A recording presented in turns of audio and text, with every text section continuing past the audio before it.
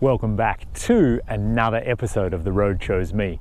My name's Dan Grech, and on today's episode, it's time for an update on the build of my Overland Jeep Gladiator.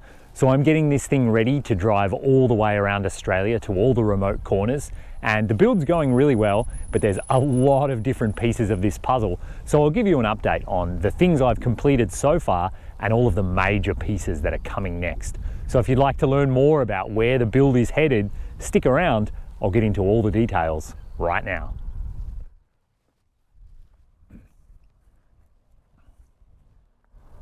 So as you've seen, I've added quite a few things to the Gladiator already, and I'm focusing mostly on the living systems, on the creature comforts, the things that are going to make me enjoy my time on the road.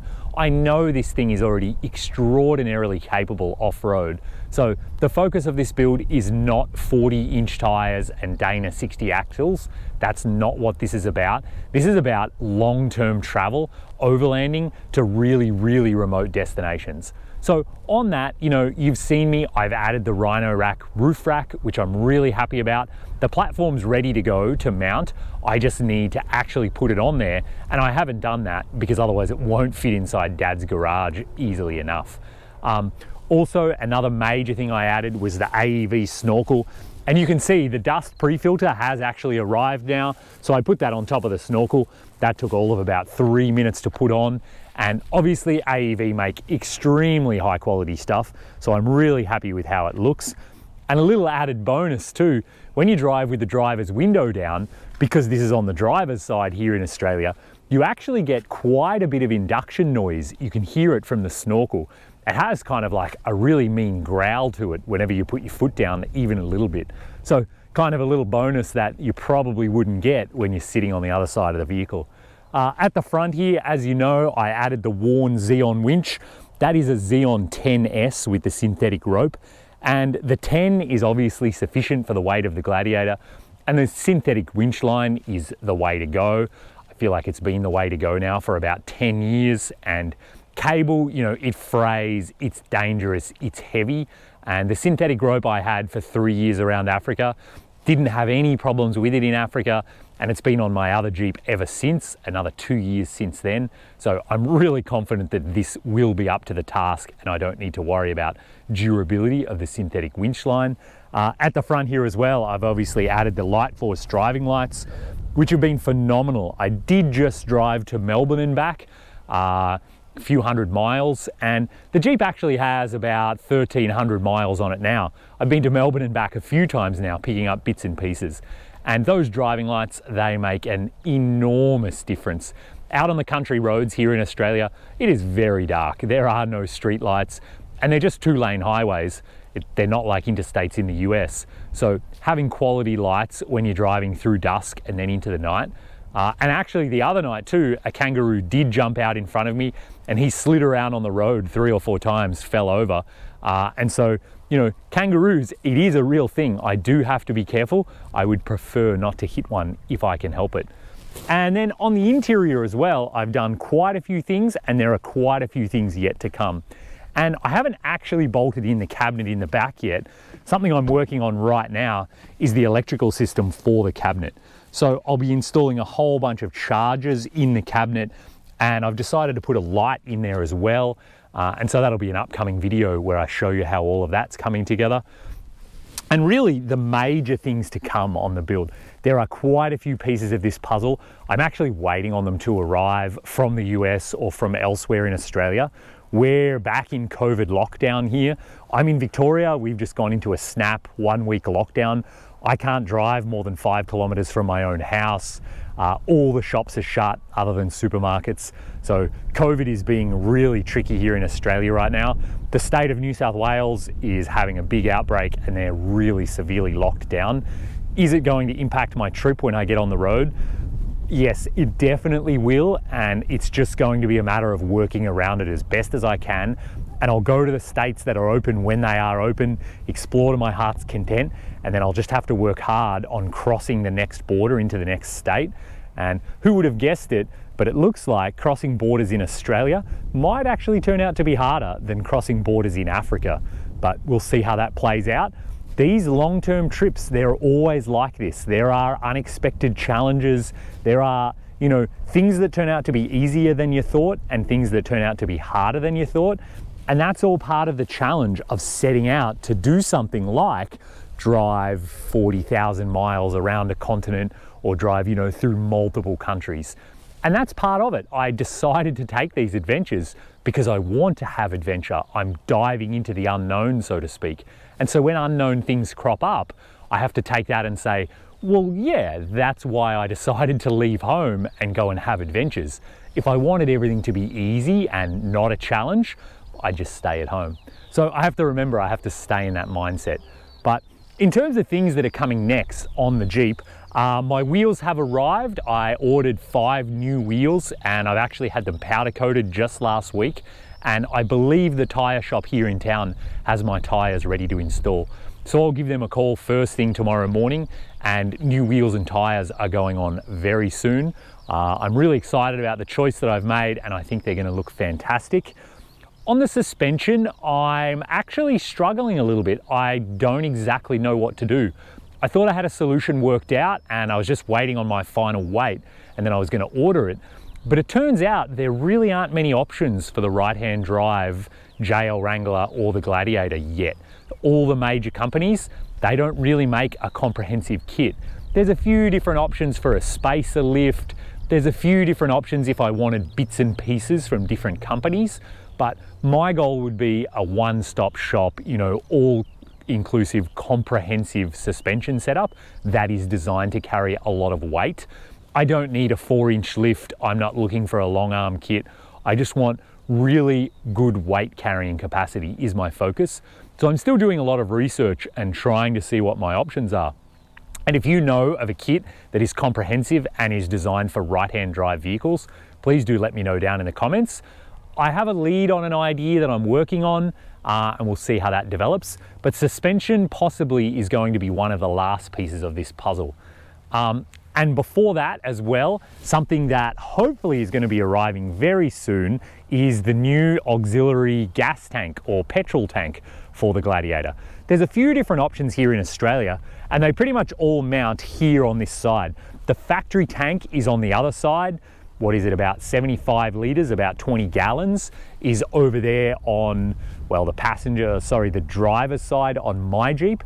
And so there's a huge gap here underneath the Jeep between the drive shaft and the frame rail.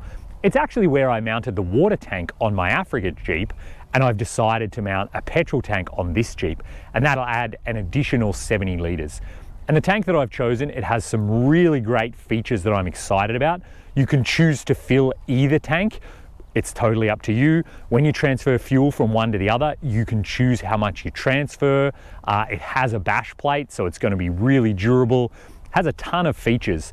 And last I spoke to the company, they said they were in the process of actually manufacturing my tank. So I'll give them a call again first thing Monday morning, and with any luck, that'll be on its way shortly. Although shipping here in Australia has all just gone disastrous thanks to COVID. So even what used to take 2 days now takes 2 weeks. So again, I'm kind of waiting on that, but that's definitely something that I'm excited about and is going to really, turn this into a very long-term touring vehicle.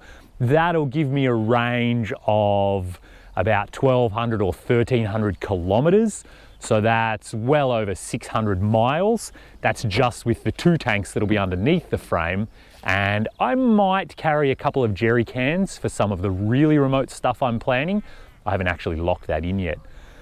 But the bulk of the work that needs to come is actually here in the bed of the Gladiator, where so far I've done nothing because I have nothing to install yet. And the first thing that hopefully will be here shortly is a water tank. And so I've decided I'm going to do a setup very similar to my Africa Jeep. So I'll have a water tank here in the bed of the Gladiator, I'll have a 12-volt pump, and I'll have a filtration setup. And because I'm in Australia, I don't need to worry too much about the quality of the water. So I'm not going to have the built-in UV lamp again with my filter. I'll just have a good quality like 10 or 5 micron filter. That'll strip out all the chlorine taste, and that'll make any water that is a little bit dirty or not perfect, it'll bring it right up to perfect. So I think that'll really meet my needs. Plenty of drinking water to get out and have adventures. That'll be in the bed. And as well as that, the major thing in the bed is a huge big kitchen setup. And the kitchen is essentially a big stainless steel drawer that includes the fridge that'll come out on a drawer slide, a whole big cook surface, storage for pots and pans and food, and a stove as well. And I have got a stove already ready to go install in that kitchen. So once that comes, I'll be able to bolt the kitchen down. So I'll have a kitchen and drinking water here in the back, which I think is going to be fantastic. And that'll give me the outdoor living space that I'm looking for. The weather here in Australia should be pretty good if I chase the seasons properly. And on the side of the roof rack too, I am mounting a big 270-degree awning. And so that's already arrived. Once I throw the rack on, I'll put the awning on the side. That's from Rhino Rack as well. And I'm hoping if I mount it in the right spot, when it does its 270-degree twist, it will actually cover where I'm standing right now. So this whole area at the back and this side of the Gladiator, that'll be my outdoor living space. This will be primarily cooking, hanging out, working on the laptop, reading a book. Obviously, if it's crazy hot or if it's raining, I'll be able to have the cover from that awning and be outside here. You know, living outside the vehicle is primarily what I'm working on this time. And then the final kind of cap it off, or, you know, the icing on the cake, I have just locked in an appointment with a company who's building me a custom canopy to go on the back of this thing.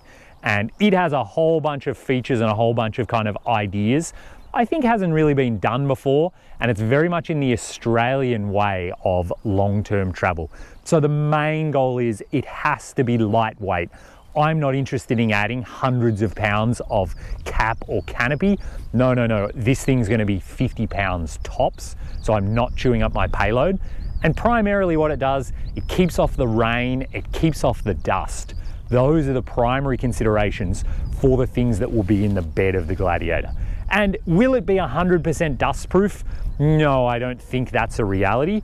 Even when I look, the factory Gladiator, it has about a 1/4 inch gap here around the tailgate. Even when the tailgate's closed, I can pretty much fit my finger in some of these gaps like this. So what I'll probably do is buy a whole bunch of weather sealing and try and seal that up as best as I can. But the reality is, any canopy that I install, it will allow a little bit of dust ingress, and that's just part of the game.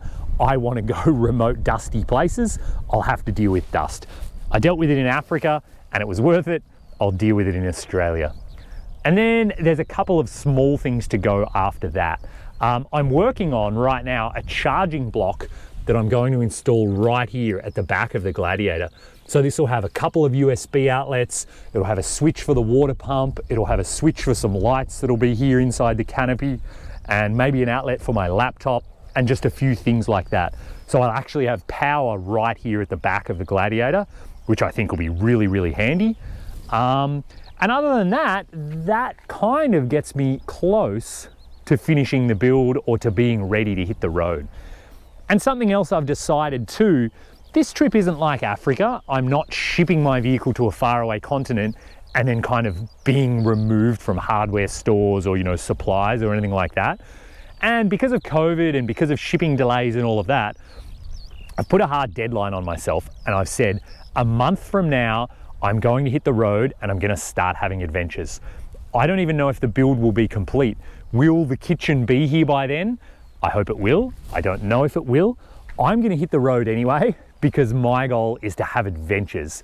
I do want the kitchen and it will improve my adventures, but you know, if I just have to cook on the ground or just eat really plain food like I did from Alaska to Argentina, then that's what I'm gonna do, because having adventures is the goal. And if it's gonna take another month or two to get all the pieces of this puzzle together, maybe I'll go and hit the road, I'll have some adventures that aren't too far afield, I'll do some shakedown type stuff, I'll figure out what works, what I want to improve, then I'll swing back by Dad's place and I'll spend another week or two in his shed. I'll install everything that's arrived, I might modify or improve a few things, and then I'll go hit the road and get really remote and really far afield. So that's kind of the high level plan. Those are the things that I've got coming up. A bunch of stuff on the interior too. I've just ordered things to be mounting my GPSs and GoPros. I've got some grab handles, some seat covers, lots of kind of interior creature comforts. So there's plenty more to come on this build. And if you'd like to get behind the scenes access, lots of people are asking me about the sleeping setup. Lots of people are asking the whys of what I'm doing. I talk about all of that on my Patreon account. And so the names on the screen right now, these people are supporting me on Patreon. They're helping me get on the road. They're helping me bring all of this content to you guys. And they're getting behind the scenes access, and they're getting input on everything that I'm doing as well. I'm seeking their feedback and saying, you know, do you guys think I should do this or do that? What are the pros and cons of this? And I'm getting feedback from my Patreon supporters, and they're getting all the behind the scenes access too. So if you'd like to see where I'm sleeping, if you'd like to get early access to the videos and watch them ad free, there's a link in the description. Check all of that out over on Patreon. And so until next time, if you've got more questions about the build, if you'd like to understand why I'm doing the things that I'm doing, leave a comment down below and I'll definitely address it in a future video. So until then, thanks very much for watching, stay safe out there, and maybe I'll bump into you on the road.